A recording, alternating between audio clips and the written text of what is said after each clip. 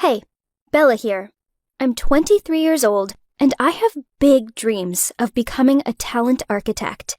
I was born in a pretty normal family. Don't get me wrong, I adore my family a lot, but they don't understand my deep passion. I didn't want to stay in my dreamy childhood town and have some ordinary job. I wanted to design amazing houses and eco-friendly hotels. I studied super hard on my degree, and it all worked out, as this major architect company called the Starcross Estate Company offered me a job.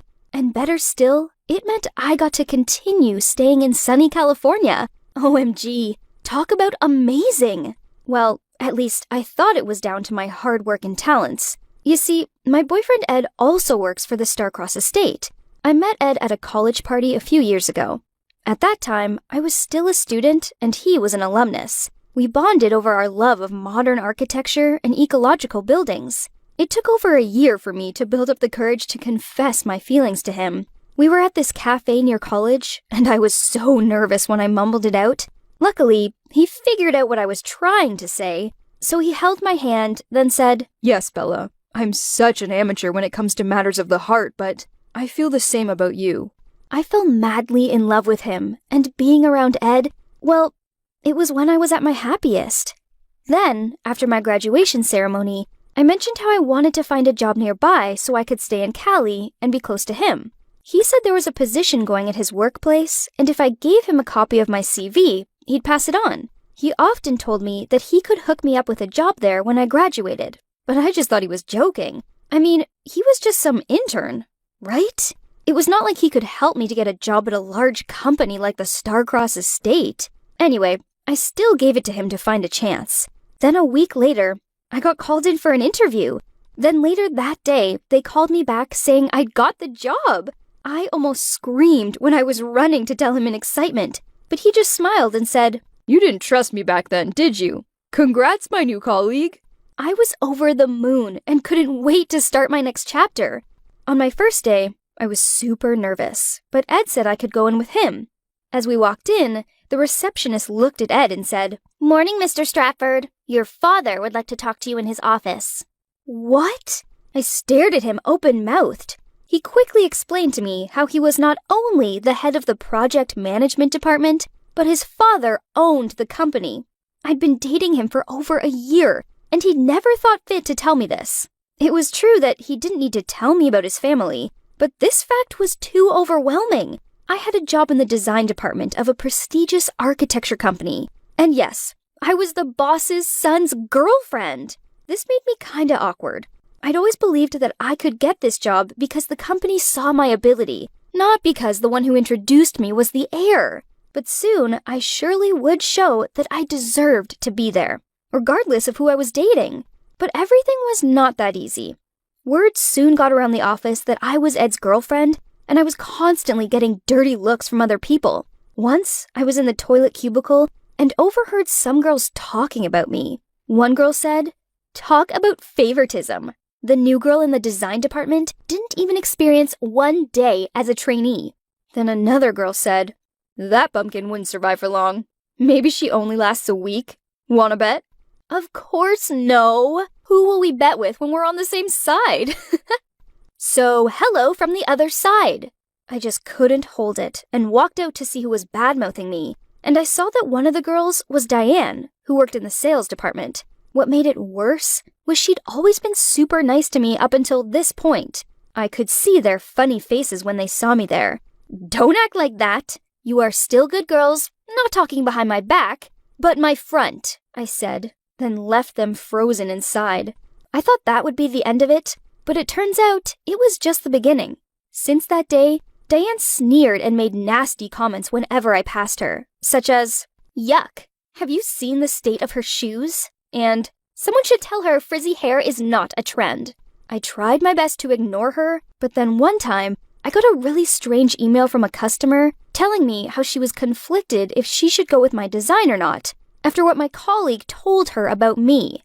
It turns out, Diane had told this customer that I was an immoral person who stole other people's designs and tried passing them off as my own. Saying snide comments about me was one thing, but bad-mouthing my work? Now, That was a step too far. I waited until Diane came out of her meeting, then I pulled her aside and said, "Look, you can't go around saying I steal other designers' work and use them as my own. I've worked hard to get here, and saying stuff like that is not fair."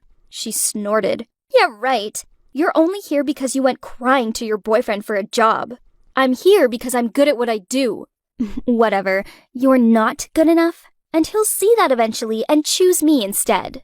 What? Suddenly, this all made sense. She was being a mean girl because she had a crush on my boyfriend, and she was jealous he was with me, not her. So I kept my cool when I said to her, "If your problem is Ed, and you think you're good enough to deserve him instead of me, you should focus on him only. Don't change your arrow direction to me and my work. You'll get nothing." Diane seemed really mad. So, okay, the one who should get mad was me, not her. Luckily for me, my boss Jim wasn't like Diane.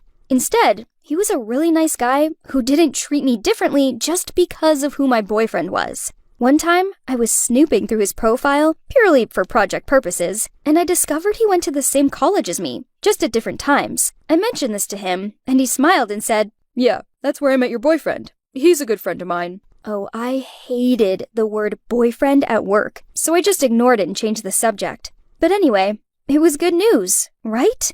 Jim was Ed's best friend, so at least I could trust him and learn from his work experience. Since I'd worked at Starcross Estate, I often had lunch with Ed, Jim, and Ellie. Ellie was Ed's half-sister, and also his assistant. She was really sweet and ridiculously beautiful.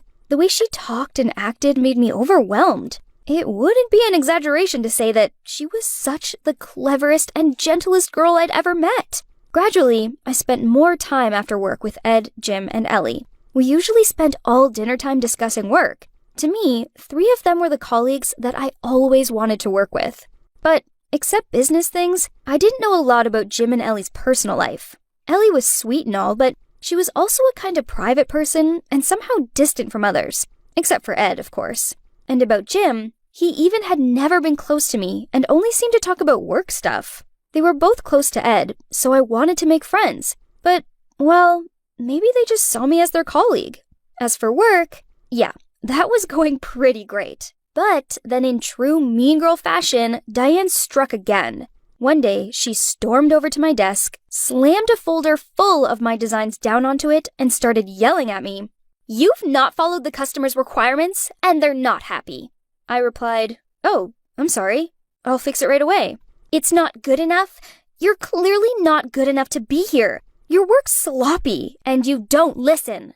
I forced a smile back and said, "Okay, I'll fix it." She didn't let me finish my words, but just rudely walked away while all of my colleagues were looking at me suspiciously. This whole incident made me feel super deflated. I didn't understand it. I reread the design requirements through and had never seen those orders.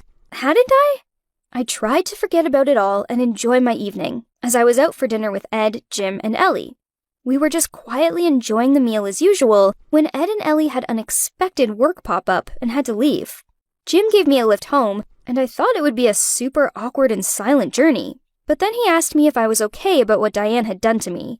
I didn't expect him to care about my problem. I always thought that Jim was a stone cold who cared about nothing but work. But turned out, he was so delicate and caring. Then he continued. "As a head of my department, I'm sorry that I can't step in to defend you if the problem isn't big enough. Because, it could make the situation worse, and you might suffer more from everyone's gossip." "I understand," I honestly said. "I think you're a very talented designer, and Ed's girlfriend or not, there's no doubt that you're the best person for the job. If I was you, I'd carry on doing what you're doing and show them all how deserving you are to be there." Jim smiled and patted my shoulder when he said that. I really appreciated Jim's words. I knew he was a nice guy, but he seemed so work-focused and could come off kinda cold, so it was good to see another side to him. I took his advice, and I put all my motivation into creating the best work possible. I read through all the job requirements I was sent at least 3 times and jotted down notes so no one could catch me out again. And I often spent my breaks in the office learning more about the company or discussing architecture with Jim. I was finally beginning to feel like I belonged there, and that my colleagues were beginning to believe this too. Little did I know, another storm was waiting for me. That day, when I was about to leave work, an email from Diane popped up. I opened it thinking it was work-related, but no. It said, "Break up with Ed right now before everyone knows what a loser you are. He loves me, not you, and I have proof." Attached to the email were a bunch of pictures. Seriously? Could this actually be happening? My heart was pounding like crazy, and my hand was shaking as I clicked on the first image.